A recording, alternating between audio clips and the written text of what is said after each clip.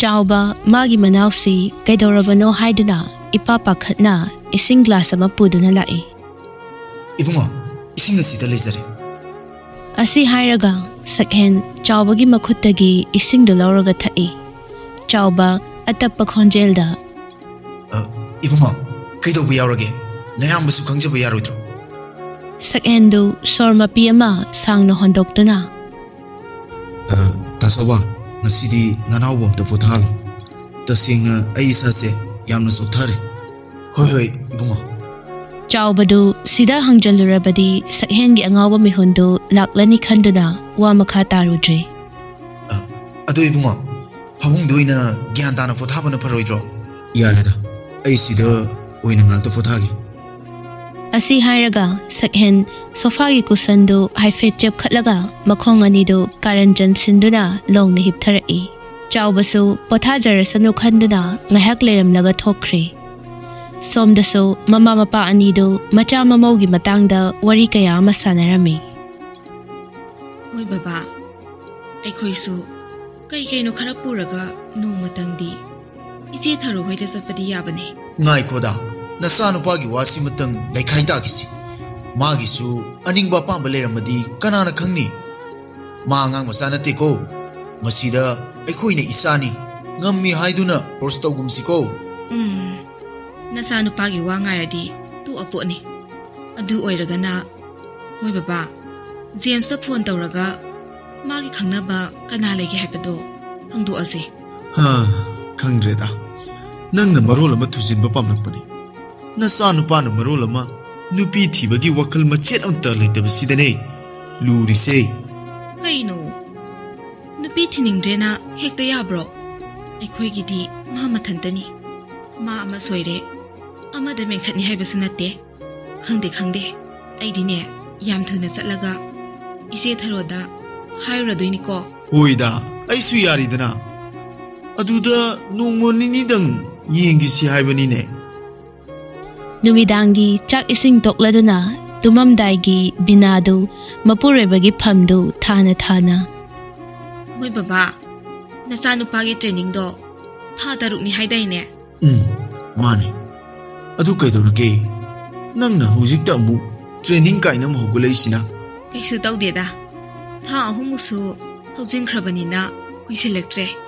Aduna maudo hai haurasirana khaliba. Ngaiko. Nasanupagi tabak sitane gyam tana tawkisnu. Aduga khara leiragane koge hairuraga loredana. Lamlapna chatkadabasu natte. Nangsu naingam kidreda ko. Naingam dabagi wabudi nateda. Tharo hoigi mamangda tarubido haina balai haibagi paudo hekta haningakpa. Yare bem. Nangna nganthorakpa wasimane rasi ama yaw hek yawde ko. Chalo nathau tawru. Aigi naktane kuina leiran. Aisu rahakta pothagi. Tasengna magi nupiga manaba tanbagini. Hek manarubada khumlakkadawriba wa mayamdu manglem oi. Sakta kaya yaudrabasu chindadi haifet phajabani binasu. Tallamale mapuroibada wado anirak suna khumamda imungda dum changkhre. Pothage hairamba nupadu mapagi waduda chaning tadraduna phuk hawgatlaga mamada call tawri. Hello, tamajo. Na mu paira bra. Ima leitro. Jakhomda Leihobane, pahalake. Pahelo. Ado tamajo, nang karam kanda latoino. Nabung nungsibagi hangakpadi kaisu oiramoine nangido. Khungup tapkhibagi oiramganeba. Yare tamajo, nabu phattaba tawnuko. Khungup ki natte kaisu. Mi tamajo nungsibagi uningdana haijaraga. Kina mauna yoglakpagi haunabi marai ikon kona khumlakpa aduda mabungdudi nokning luramale. Yamna mong hadana nokmi matau tamlai. Asengbagi tamasokse nungsidana uningbagi hangairaba. Aidi mandeko. Nangna fana hairasune upai suklai leite he. Nangi khumupto leirakpa yararoiba. Kaigi Thabak arubam leireba. Aduna ai yam thuna tholani.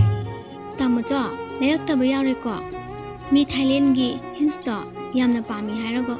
Karigi Thailand gino adugi sarupudi imaga bazar chalo adugane samagi ani samagi ni na haidoga yam yonbane adudagi taram leiriso aduna fatro makal makal su tungba thiri bana sakuti duga Thailand gi phajaba atang buga su tungningi mi ge du phajagra bu kumto nangna tongaga manghalage hairo tamacha ayam sauni ko nangna kayam phajaradana aidi phajai keno phajabadana oirangani hauji phauba pakang sari oiraga leirido chalo ko adudi aina tiro en ti dabni ngamjadre baba da call toraga hairo aidi changdre masi amto pa hello ai bane thoi seme tamusona nusidana phagi to bane haba se apang bi sidi isan bu kanana masak thi haino man hajita haidubu adudi aina phagi to bane hairedana chalo imam to pa hello haba isan di maram mukpini se chalo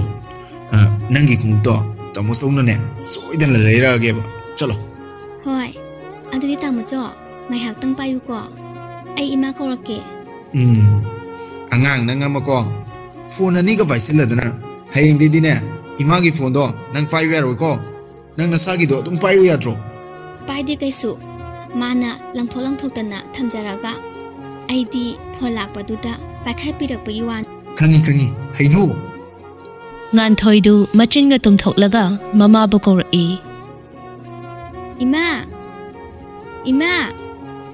imao Kaidawrage ima sida leine se tamochona phone par oye kadai asi hairaga Tharik Linthoi gi makhutagi phone do lawi ibungo soba kari haininge nangbo sakhen sakfam do khanghan hajilaga ima kaino baba no nin do risibo na pai bani na amu kaidawrage nang na lawai lempuda lagla isibo ima aine hojing nupi thi baga ngam giroi ko ngalingai sida yam thuna haidu so natradi sopa nangjani ko aidi haibi de aini hai madugi oiradi napaga dungangna zo maduda ai yaude ko aidi napana hayu haibagi haibani yare ai loina khangi adu maina ga yam toksila dine ai manipur da ka suktok thuksararoi Tharik Machasi maching ama tawi khangbana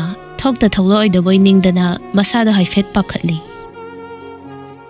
ibungo soba nangbu bhap taune napagi phibam se nangsu khangi banatro kayam kuire napasina chatpangam da lerami do hojiksu chatli haibagi wani mayanga manana chatpangam dribani ekhoina leidana kayam kuina leigani aduna khara kalingai sida macha mamogi kumhaido yengningang tana tawrini ne nangbo ima adu punamakto ai loina khangi baba ke story madugi namadane nasai bu sizina ragane sans logi honarakano yung pan bisibu phagiraba kanano karino masak amatus udriba nupi dubu ai kamai lemina do no haibane baba gi mawngse ai khara nungaite numin mangani gi matam pige kaina ai baba de yam kana haibasu nungaite aduna imanang na khara fazilo hai masa khangdabadudi noma phajana unaraga khangnaba yaidana yam phaba nupi machani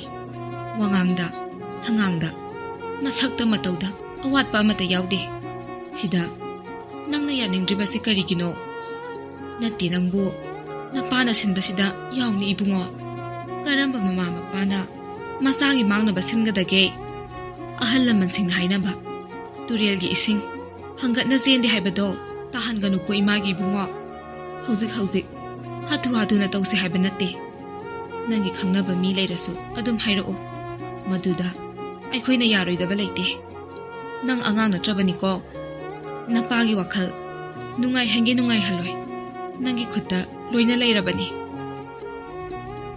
sakhen matin do kut yo tharaga khonjel khajik tap tharaktuna ima ai matam khara lauki hoi adudi ima thamake ko Inkhalakpa jobon gi matambo pamde haiduna kana amata mai leiduna chenba yaukibra yauram loi adu phana oiduna so awat padana masarak oiduna laklaba kana amagi maphamdadi nungsiba karino masak khangdana taibang pan thadokduna chatkhiba kaya amasu yauram loi hainingai leite adu so nungsiba masak khanglam loi haiga dawribra ꯑꯗꯨꯝꯅꯗꯤ ꯑꯣꯏꯔꯒ ꯀꯔꯤꯒꯤꯁꯨ ꯈꯪꯂꯝꯂꯣꯏ ꯃꯤꯒꯤꯁꯨ ꯊꯃꯣꯏ ꯑꯃꯗꯤ ꯄꯥꯜꯂꯤꯕꯅꯤ ꯅꯨꯃꯤꯠ ꯈꯔꯅꯤ ꯍꯧꯈ꯭ꯔꯕꯒꯤ ꯇꯨꯡꯗ ꯅꯣꯡꯃ ꯏꯊꯥ ꯊꯥꯖꯗꯅ ꯊꯥꯔꯤꯛ ꯃꯄꯨꯔꯣꯏꯕꯒ ꯂꯣꯏꯅꯅ ꯑꯆꯥ ꯑꯊꯛ ꯀꯌꯥ ꯑꯃ ꯄꯨꯔꯗꯨꯅ ꯊꯔꯣꯒꯤ ꯃꯌꯨꯝꯗ ꯂꯥꯛꯂꯤ ꯊꯣꯡꯒꯥꯜꯗ ꯒꯥꯔꯤ ꯈꯥꯝꯈꯤꯕꯒꯤ ꯃꯈꯣꯜꯗꯨ ꯇꯥꯕꯗ ꯐꯤ ꯁꯥꯗꯨꯅ ꯂꯩꯔꯝꯕ ꯊꯥꯖꯗꯨ ꯊꯣꯡꯒꯥꯜꯂꯣꯝꯗ ꯃꯉꯛꯇꯣ ꯍꯥꯏꯐꯦꯠ ꯆꯦꯞꯊꯗꯨꯅ ꯌꯦꯡꯂꯛꯄꯅꯤ ꯂꯥꯛꯂꯤꯕ ꯃꯤꯁꯛꯇꯣ ꯈꯪꯂꯗꯨꯅ ꯇꯍꯥ ꯏꯃꯨꯡꯗ ꯆꯪꯂꯛꯇꯨꯅ ꯃꯅꯦꯕꯨ ꯀꯧꯔꯨꯏ ꯅꯤꯅꯦ ꯅꯤꯅꯦ ꯇꯥꯕ꯭ꯔꯣ ꯀꯩꯗꯧꯔꯒꯦ ꯅꯪꯅ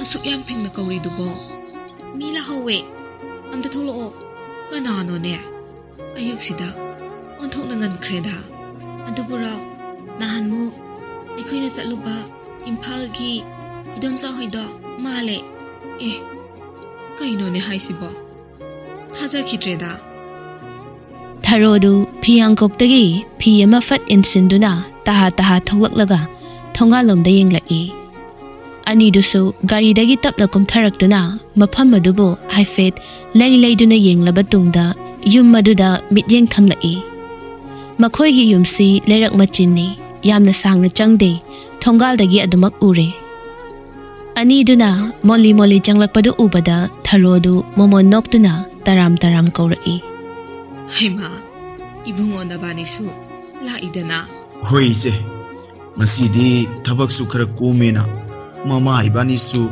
ꯑꯃꯨꯛꯇꯪ ꯀꯣꯏꯔꯨꯁꯤꯗꯅ ꯂꯥꯛꯏꯕꯅꯦ ꯑꯣꯟꯊꯣꯛꯅ ꯅꯨꯡꯉꯥꯏꯔꯦꯗ 이세디 ꯂꯥꯛꯇꯦ ꯍꯥꯏꯔꯤꯕꯅꯤꯅꯦ ꯆꯪꯉꯛꯑꯣ ꯀꯣꯏꯒꯅꯣ ꯑꯁꯤ ꯍꯥꯏꯔꯒ ꯏꯃꯨꯡꯂꯣꯝꯗ ꯐꯠ ꯑꯣꯟꯁꯤꯟꯗꯨꯅ ꯕꯦꯃꯥ ꯅꯗꯣꯝꯆꯥ ꯍꯣꯏ ꯂꯥꯛꯏꯁꯦ ꯐꯤꯗꯥ ꯑꯃ ꯄꯨꯊꯣꯔꯛꯎꯅꯦ ꯅꯪꯕꯣ ꯅꯕꯥꯅꯤꯁꯨ ꯑꯩꯈꯣꯏꯒꯤ ꯌꯨꯝꯁꯦ ꯊꯤꯕꯗ ꯑꯣꯟꯊꯣꯛꯅ ꯋꯥꯔꯝꯃꯅꯤꯅꯦ ꯇꯧꯔꯤꯁꯦ ꯃꯅꯤꯆꯟꯗ꯭ꯔꯗꯨ ꯅꯣꯛꯃꯤ ꯑꯗꯨꯃꯛ ꯈꯨꯝꯂꯛꯏ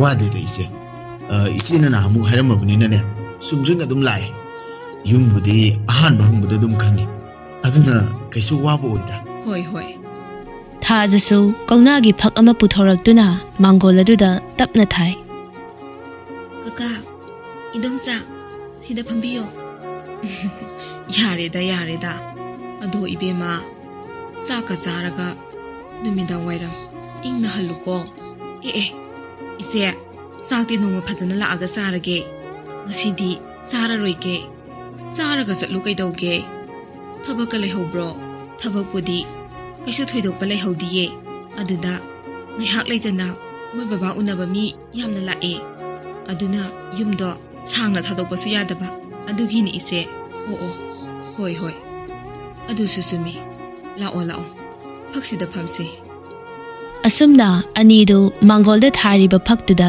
ꯆꯪꯁꯤꯟꯗꯨꯅ ꯇꯞꯅ ꯐꯝꯃꯤ ꯆꯦꯛꯅꯒ ꯄꯀꯥ ꯇꯧꯗꯨꯅ ꯁꯥꯗ꯭ꯔꯕꯁꯨ ꯌꯨꯝ ꯑꯗꯨꯒꯤ ꯃꯁꯥ ꯅꯥꯟꯅ ꯄꯥꯛꯅ ꯂꯩꯔꯤꯕ ꯁꯨꯃꯥꯡ ꯑꯗꯨꯗ ꯅꯥꯄꯤ ꯃꯀꯥ ꯑꯃ ꯐꯥꯎꯕ ꯍꯧꯗꯦ ꯍꯥꯏꯕ ꯌꯥꯏ ꯑꯗꯨꯛꯀꯤ ꯃꯇꯤꯛ ꯅꯥꯜꯂꯤ ꯋꯥꯏꯗꯨꯁꯨ ꯁꯨꯃꯥꯡꯗꯨ ꯊꯨꯡꯅꯕ ꯇꯩꯔꯤ ꯄꯤꯛꯇꯛ ꯇꯧꯕ ꯇꯨꯜꯁꯤꯕꯣꯡ ꯑꯗꯨꯗ ꯍꯩ ꯂꯩ ꯀꯌꯥꯒ ꯂꯣꯏꯅꯅ ꯃꯅꯝ ꯅꯨꯡꯁꯤꯅ ꯊꯥꯔꯤꯕ ꯗꯨꯛꯇꯨꯅ ꯌꯨꯝ ꯑꯗꯨꯒꯤ ꯃꯁꯤꯛ ꯃꯒꯨꯟ ꯍꯦꯟꯒꯠꯍꯜꯂꯤ ꯃꯅꯤꯆꯟꯗ꯭ꯔ ꯃꯌꯥꯝꯁꯤ ꯀꯨꯞꯊꯅ ꯌꯦꯡꯂꯕ ꯇꯨꯡꯗ ꯀꯣꯏꯊꯣꯛꯇꯅ ꯋꯥꯗꯨ ꯖꯞ ꯍꯦꯛꯇ ꯍꯥꯏꯔꯛꯏ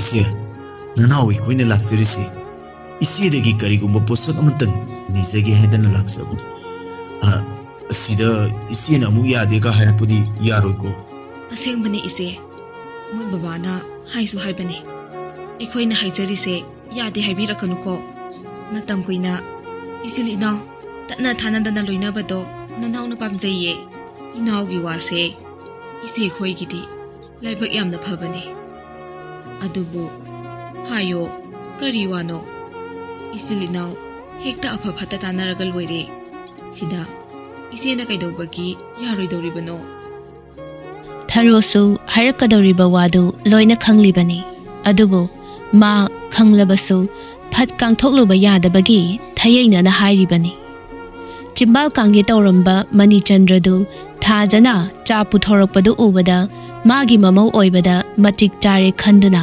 ꯃꯣꯃꯣꯟ ꯇꯧꯅ ꯀꯥꯡꯂꯝꯕ ꯆꯤꯝꯕꯥꯜꯗꯨ ꯈꯖꯤꯛ ꯎꯝꯁꯤꯜꯂꯤ ꯊꯥꯖ ꯏꯇꯞ ꯇꯞꯅ ꯀꯀꯥ ꯆꯥ ꯊꯛꯁꯦ ꯊꯝꯃꯣ 이돔ꯆꯥ ꯆꯥ ꯊꯛꯁꯦ ꯌꯥꯔꯦ ꯀꯩꯗꯧꯅ ꯂꯣꯜꯂꯤꯅꯣ isa wana ba idom sa wade da nine ki su sita leire yare yare thamo thamo Tharik mamawu nungsina yengjarakuna Bema nangsu idom sa gi nakta phamsila o hoi idom sa Thaja tapna changsinduna Thariki nakanda phamthari Yengoi ngasi idom sa ga kaka ga la ibase isabu imo oizagi haiduna nine da haizabala ibane Tharona amuk wada makhatari khangre da tawrise ibema hoina takpiri base ini imogidi hwaidagi laibak pharabani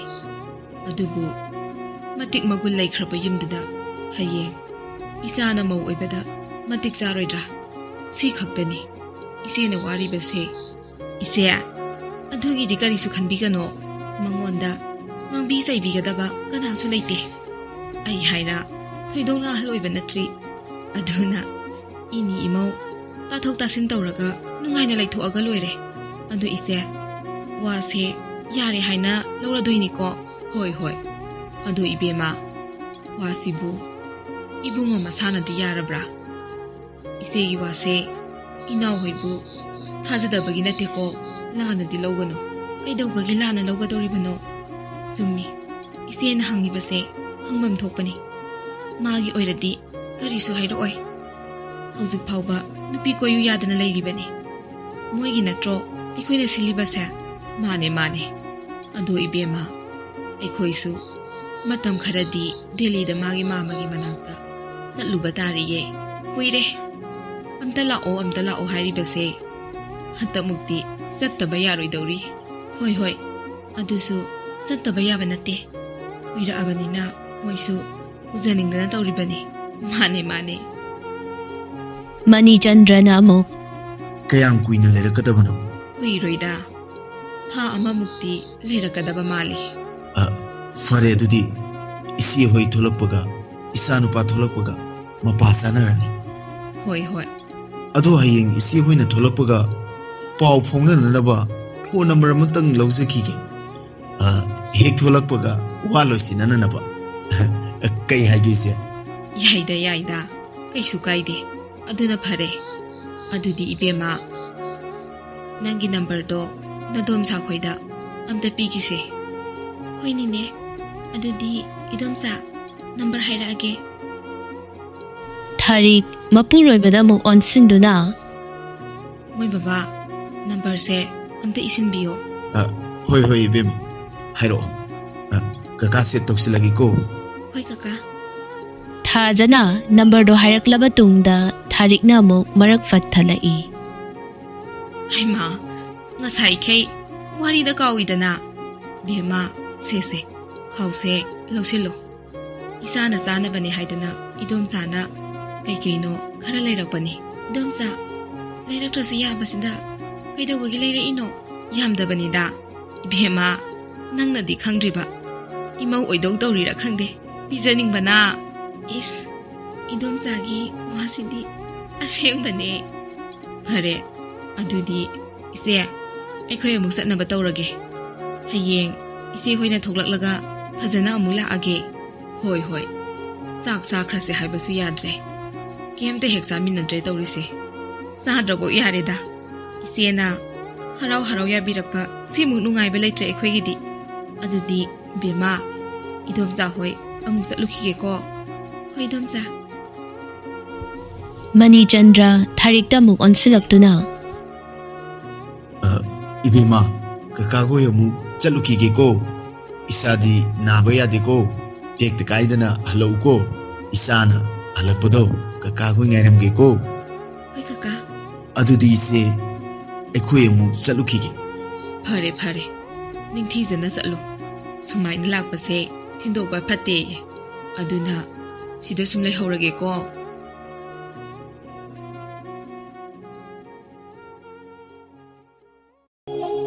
Story Collection channel asibu like share subscribe comment sungsoi soidana tawbiramo soi khilan khibe yarabasu viewers khudingmak nangakpi